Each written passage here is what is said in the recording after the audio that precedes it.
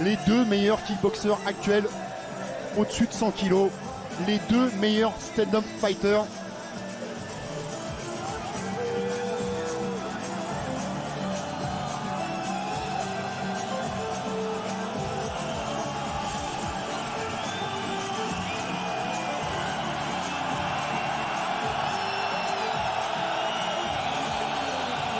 Ah, on a des frissons quand même. Ouais, non mais c'est vraiment pour moi là, à ce moment-là, c'est vraiment le plus important, c'est ce parcours entre le vestiaire et le ring, cette intensité qui monte, la concentration de Badr Hari, on voit, hein, il veut cracher sa rage. Il y a un regard concentré. On attend de voir celui du champion, celui qui va faire son entrée dans quelques instants. Two names indelibly linked to kickboxing history meet again for some unfinished business. The baddest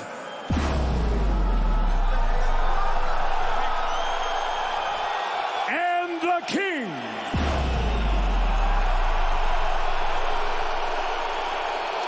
Legacies will be defined, history made. 5 rounds for the heavyweight championship of the world. This bout sanctioned by the International Sport Kickboxing Association. At the opening bell, your referee Atsushi Onari. For the 30,000 fans with us live inside a sold-out Gelredome Arnhem. To the millions watching live around the world, it's time for glory! Allez, c'est la dernière fois qu'on entendra cette formule cette année. Let's meet the challenger, fighting out of the black corner. He's a 2-time K1 World Grand Prix finalist and K1 and it's Showtime World Champion. His professional record, impressive. 106 wins, 13 losses, and 92 career knockouts. Standing 6 feet 6 inches tall, 1.98 meters. He weighed in at 244.5 pounds, 110.9 kilos. Fighting out of Morocco. 110 kilos pour Badr Hari. The baddest, Badr Hari.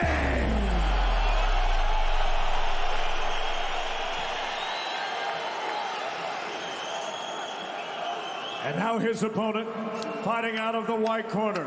He arrives on a 17. C'est pour nous rappeler encore plus la finale du K1 Grand Prix. Le face-à-face entre les deux hommes. 2 centimètres à l'avantage du Marocain. 8 kilos en plus pour Rico Verhoeven. Badr Hari, si le kickboxing avait décidé comme le MMA ou plus particulièrement l'UFC de faire une ceinture BMF, baddest motherfucker. Qui va essayer d'emballer et qui touche déjà avec une première droite. Les spécialistes étaient d'accord pour dire que les débuts du combat seraient à l'avantage de Badr Hari. Mais où en est Badr Hari?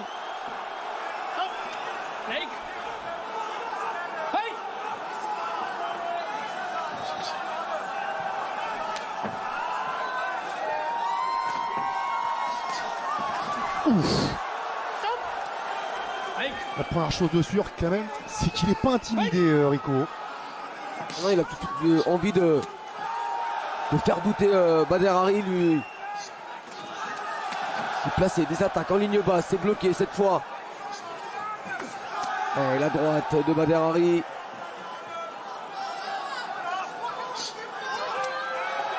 Le dernier combat de Badr Hari remonte au 3 mars 2018, victoire sur SD Gargues. C'est vrai que c'est pas les mêmes appuis, hein. Quand vous voyez les poteaux. Oh, attention, c'est lui qui est touché. Il a été complètement solide de mettre la pression sur Badr Hari. Et attention derrière. En restant très très calme, il a réussi à placer cette droite qui a déjà fait beaucoup de dégâts chez ses adversaires. Badr Hari qui accélère maintenant. Et Rico qui va gagner du temps pour essayer de récupérer. Et encore une longue minute à tenir.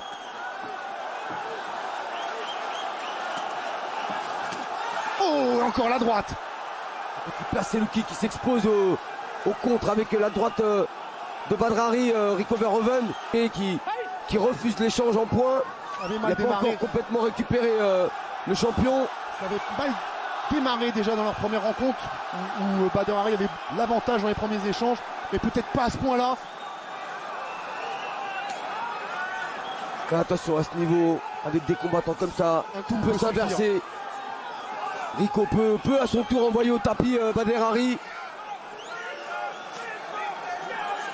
Chez sous l'œil droit, hein, Rico déjà. Et c'est parti vite hein, dans ce combat. Allez, le high kick pour Badr Hari.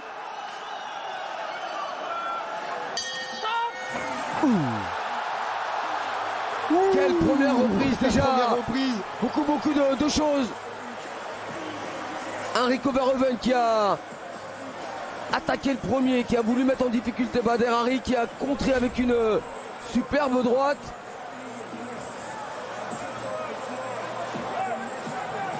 Voilà, elle arrive juste au niveau du menton, cette très courte droite de Badr Hari, même presque à la gorge. Et heureusement que ça a manqué de précision, parce que si c'était vissé à la pointe du menton, ça aurait été un chaos net. Et déjà, Badr Hari réussit ce que beaucoup ne parviennent même pas à imaginer, envoyer Rico Verhoeven au tapis.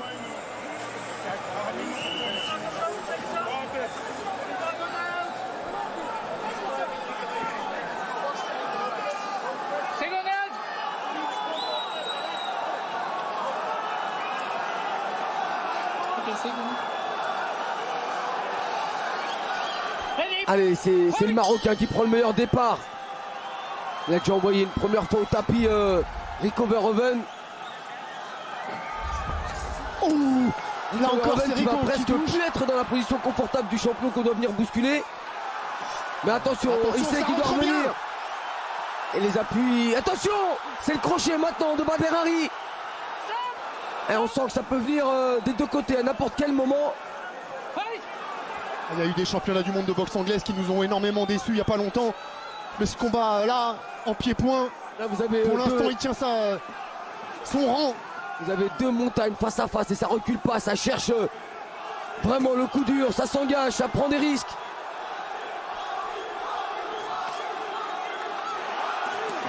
Et on place un petit coup de pied au niveau des appuis pour se rapprocher.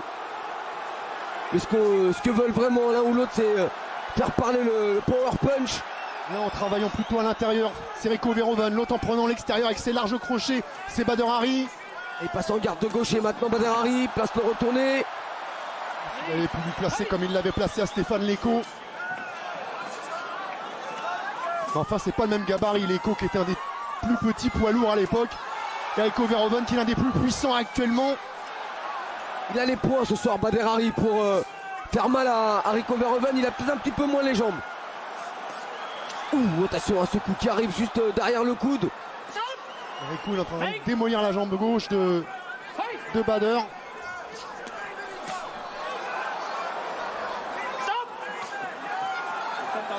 Avec des low kicks intérieurs en répétition.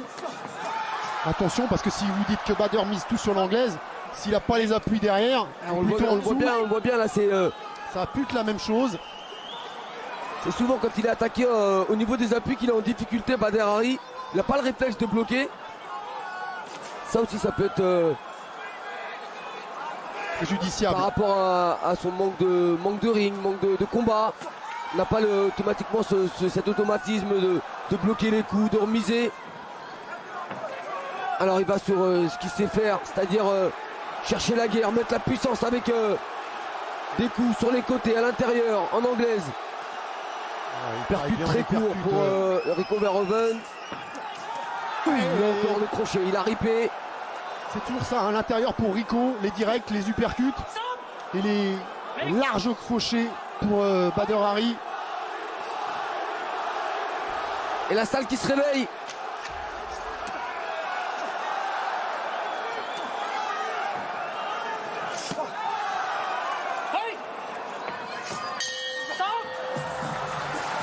Ça n'a pas baissé de niveau, en tout cas le rythme est toujours le même. avec un travail très propre hein, des deux côtés. Plus orienté sur les points pour Bader Hari. La question maintenant qu'on se pose, Kamel, c'est est-ce qu'on a passé le money time pour Bader Hari? Est-ce que les meilleurs rounds pour lui sont pas les deux qui viennent de passer? Là c'est parti très vite. Et on voit cette attaque de début de seconde reprise. On a vu quand même un Rico reconstruire hein, dans cette deuxième reprise. Ouais, reconstruire sauf sur ce crochet gauche qui a été aussi bien amené par le Marocain. Bien sûr, dans certaines réactions, Bader Hari nous a fait trembler, mais dans la linéarité de round, ça a été plus disputé dans la deuxième reprise avec chacun leur moment, alors que dans le premier round on a eu un Bader Hari qui a dominé hein, grâce à ce voyage au tapis. Aujourd'hui qu'hier. Ah, apparemment, visiblement c'est la jambe gauche au niveau de la cheville.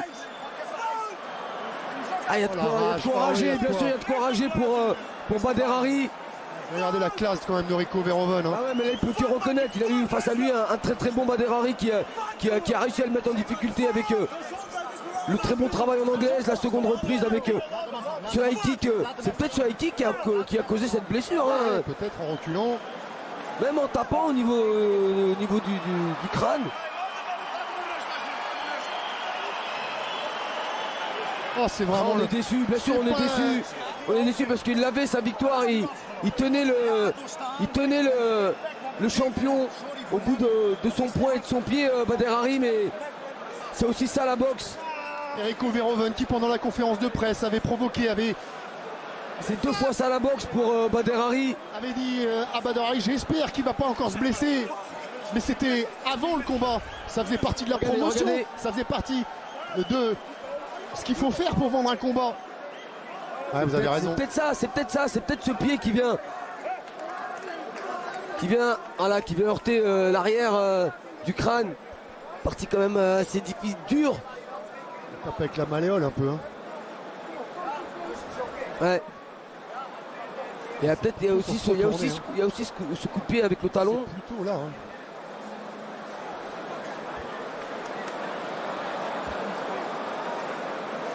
Ah, il le sent tout de suite. Hein. Ouais, c'est peut-être ce coup de pied. Hein. Ça fait vibrer. On a vu vibrer le pied.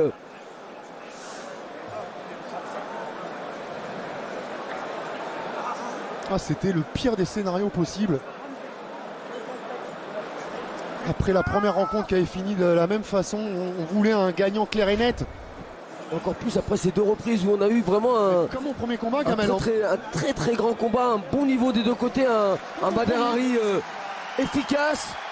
Oh, la peine de Bader Hari, elle est communicative vraiment. Parce que franchement, il est en train de faire un super combat. Et combien de temps il va falloir maintenant pour le retrouver sur un ring? Et ça nous frustre, ça nous prive forcément d'un dénouement sportif. On les comprend, c'est l'arme au top. Le jour du combat, il était au top, Bader Hari, il n'y a aucun doute. Il avait de la puissance dans les poings, de la puissance dans les jambes. Il avait vraiment bien débuté ce combat. Bon, voilà toute la cruauté de ce sport, Kamel. Des mois, des années de sacrifices, de privations, d'investissement pour qu'une blessure ruine totalement un rêve. Et lui, il n'a rien à se reprocher. Hein, ce garçon, rien, mais comme la première fois, pour lui, c'est comme la première fois. Il était malmené en début de combat. Il est maudit ce combat, faut croire. Il y a peut-être une malédiction sur ce combat. Ils arrivent à se retrouver, mais il y a toujours un truc qui vient stopper l'échange.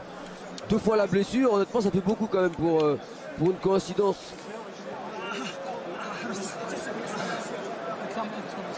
On va rester 2 fois dans cette même reprise. Hein. Non, c'était pas dans le deuxième round la première fois.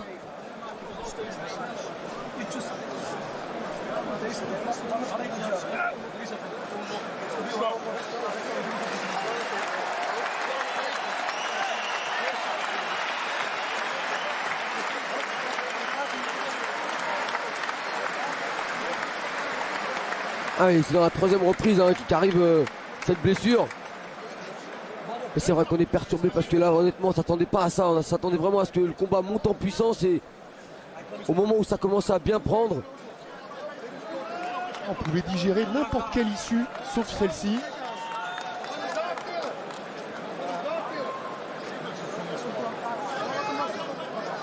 Évidemment, Rico, il a rien à se reprocher. Par contre, il a senti le vent du boulet quand même. Hein. 2 knockdowns en 3 rounds. Ça lui était pas arrivé depuis très longtemps, voire depuis jamais. C'est pas non plus le scénario qu'il espérait, hein. Vraiment loin de là. Ah mais lui, évidemment, c'est comme à la fin de la première rencontre, il avait besoin d'une victoire limpide.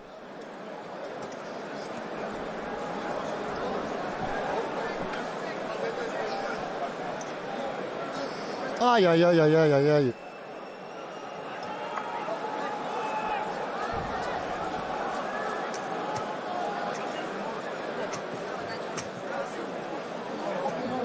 Après, Kamel, Non, on lui dit quoi, Rico Verhoeven? Bon, ouf quand même, parce que ouais. quand même. Bah, au point, il était en retard. Hein. Il était largement en retard au point. Il était même en difficulté. Il reculait beaucoup. On était dans la 3e reprise. Il restait. Il en restait 2. Ça lui faisait un sacré retard parce que s'il y avait eu 18 dans cette 3e reprise, on se retrouvait avec 4 points. Il en avait rattrapé 1 au 2e round à 19. Donc 3 points. Mais il n'avait pas 3 rounds derrière pour les rattraper, ces 3 points. Il en avait 2. Ça veut dire qu'il lui fallait forcément envoyer Badr Hari au tapis ou l'emporter par KO. Et à l'inverse, dans l'autre sens, Badr Hari qui venait d'enregistrer 2 knockdowns, Kamel. Lui, il avait plus que 2 knockdowns à enregistrer en tout pour mettre un terme automatique au combat. Et 2 knockdowns en 2 rounds et demi, puisqu'on était à la mi-combat. 2 knockdowns, c'était faisable pour lui. Voilà, moi je retiendrai cette image et celle de Rico qui est tout de suite venu soutenir Badr Hari et Badr qui lui caresse la tête. Ça, c'est vraiment les très très très belles images après des paroles apaisantes, apaisées hier à la pesée. Les deux se montrent à la hauteur de leur statut. De la part de Rico, c'est pas une nouveauté. De la part de Badr, c'est une grande preuve de maturité. C'est ce Badr là qu'on a envie de voir encore de nombreuses années. Et évidemment qu'on va espérer avoir un Collision 3. Mais ça va nous obliger à attendre un an. Ouais, et puis surtout en savoir un peu plus cette blessure de Badr Hari, parce qu'au niveau de la cheville, vous savez que c'est aussi très long hein, pour la récupération. C'est comme le genou. Allez, on a pris un tout petit peu de retard. Vous restez bien avec nous si vous êtes pressé de voir l'UFC Busan avec la 3e participation de Cyril Gane. Ce sera tout de suite après qu'on ait rendu l'antenne. On va encore attendre un peu, voir s'il y a interview ou pas sur le ring. Il devrait y avoir au moins Rico et pourquoi pas Badr. Évidemment, c'est les images que vous avez envie de voir. La décision officielle d'abord, parce qu'elle n'a pas été rendue. Allez, c'est sur civière que va partir Badr Hari. C'est au minimum une grosse entorse hein, pour Badr Hari, si c'est pas pire.